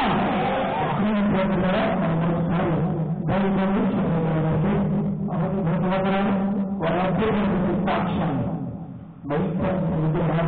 నిర్వహించి ప్రభుత్వాన్ని ప్రేమించి తిరిగి రక్షించి వ్యాపారం చేసుకుని ఆయన దాల్చింది ఆయన స్థాయిగా అనుకుంటున్న విధానం అద్భుతం. ఆయన బట్టి ఆయన కుటుంబాన్ని రక్షించాలి. ఈ ప్రశ్న రాత్రి మనం అర్థం చేసుకున్నాం. అద్భుతమైన సందేశం. నా ఆత్మలో కూడా కావాలి. ఆయన సన్నిధికి వెళ్ళినంత మాత్రమా మనమందరం ఆయన బిడ్డలు అయిపోం. ఎందుకంటే ఆయన ఆత్మను ఎవరైతే కలిగి ఉంటారో వాడు మాత్రమే ఆయన బిడ్డలుగా కుమారులుగా కుమార్తెలుగా ఉంటారు. ఆయన ఆత్మను కలిగి ఉండాలంటే ఏం చేయాలో మనం అడగాలి. ఏం చేయాలి? అడగాలి. అడిగిపోతుంది దేవుడు అడగకుండా ఉన్నది రాంగు పిల్లలు కనుక ఈ రాత్రి ఆయన ఆత్మ లేకుండా ఎంతమంది కూర్చున్నాం. ఆయన ఆత్మ లేకుండా కూర్చున్నాం. ఆలోచించండి, అడగండి.